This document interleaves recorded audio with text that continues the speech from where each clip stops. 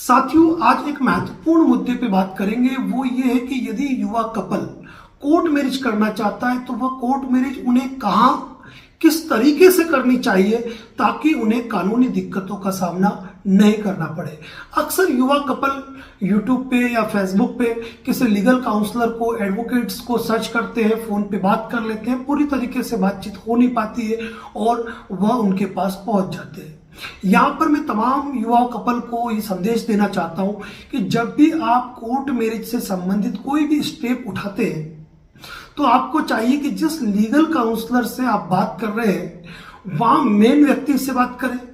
Main व्यक्ति का मतलब कि उस ऑर्गेनाइजेशन का हेड कौन है। यदि वो आपसे बात करता है तो इस चीज में आप उनसे क्या चाहते हैं। यदि वो आपसे लंबी बात नहीं करते, आप खुला उनसे कह दीजिए कि आपका जो भी कंसल्टेंसी चार्जेस है आप फोन पे, गूगल पे, पेटीएम पर ले लीजिए और हमें A to Z brief detail दीजिए ताकि हमारे साथ किसी प्रकार का धोखा ना हो, हम कोई डॉक्यूमेंट ना भूल जाए और हमारे साथ किसी प्रकार की कैजुअलिटी ना हो।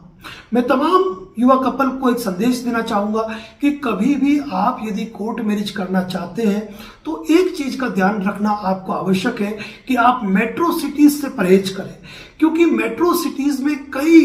मैं उनको एडवोकेट्स नहीं कहूंगा, लेकिन कई लोग ऐसे हैं जो कि लीगल काउंसलर है ही नहीं, जो कि एडवोकेसी का वर्क करते ही नहीं है, जिनको कि कानून की बारीकियों का नॉलेज ही नहीं है। वह लोग आपको यूट्यूब पे विभिन्न प्रकार की अलग अलग बातें करते हैं। जैसे मैं एग्जांपल दूंगा कि कई लोग कहते हैं कि राजस्थान में गवाह के रूप में माता पिता होने चाहिए, या फिर आप अपने जिले में शादी नहीं कर सकते हो, या फिर राजस्थान में शादी करोगे तो नोटिस जाएंगे।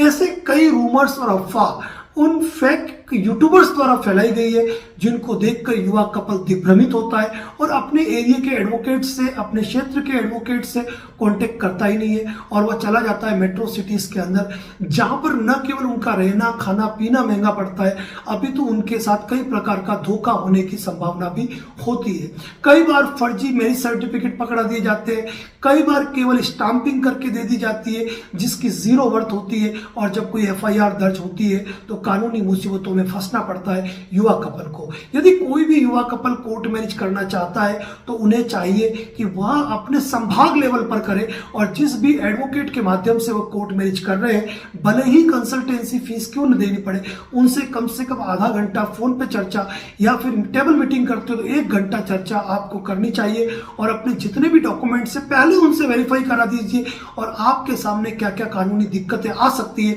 उनसे चर्चा पहले कर लीजिए। उनसे पूछ लीजिए कि हमारे खिलाफ कोई FIR दर्ज हो गई, MPR दर्ज हो गई तो आप उसका प्रोटेक्शन किस तरीके से करेंगे। दूसरी बात यह है, यदि हमारे यहाँ MPR दर्ज हो गई और हम उस पुलिस स्टेशन जाना नहीं चाहते हैं तो क्या आप अपने ऑफिस के अंदर पुलिस अधिकारी को बुलाकर आप MPR में बयान दर्ज करवा सकते हैं। क्या हमारे